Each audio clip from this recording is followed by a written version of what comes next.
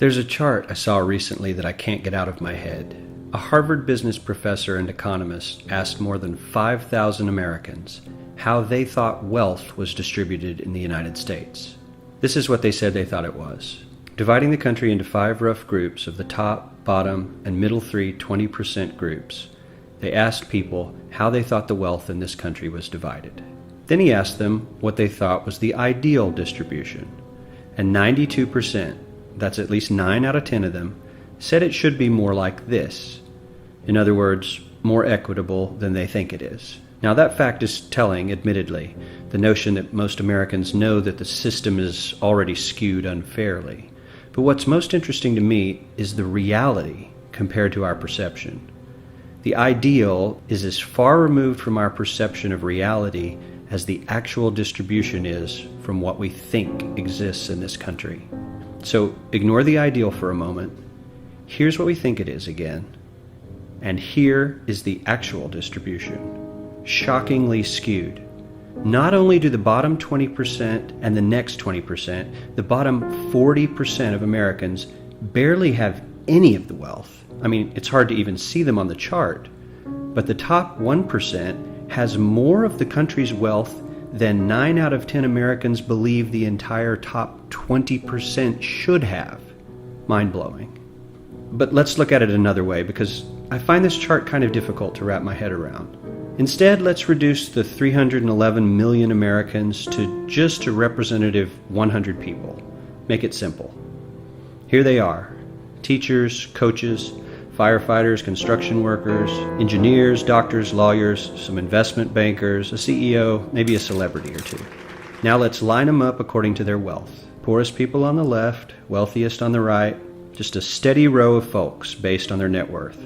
We'll color code them like we did before based on which 20% quintile they fall into. Now let's reduce the total wealth of the United States, which was roughly $54 trillion in 2009, to this symbolic pile of cash.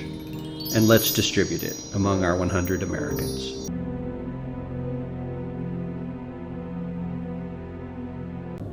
So, here's that ideal we asked everyone about. Something like this curve. This isn't too bad. We've got some incentive, as the wealthiest folks are now about 10 to 20 times better off than the poorest Americans. But hey, even the poor folks aren't actually poor, since the poverty line has stayed almost entirely off the chart.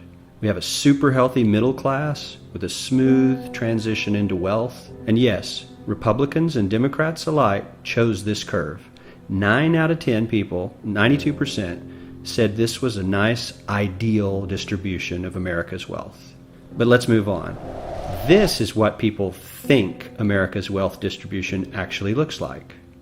Not as equitable, clearly, but for me, even this still looks pretty great. Yes, the poorest 20 to 30% are starting to suffer quite a lot compared to the ideal, and the middle class is certainly struggling more than they were, while the rich and wealthy are making roughly 100 times that of the poorest Americans, and about 10 times that of the still healthy middle class. Sadly, this isn't even close to the reality. Here is the actual distribution of wealth in America. The poorest Americans don't even register. They're down to pocket change, and the middle class is barely distinguishable from the poor.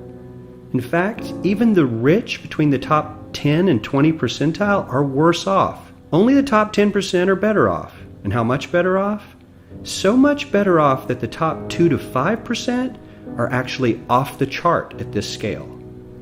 And the top 1%, this guy, well, his stack of money stretches 10 times higher than we can show.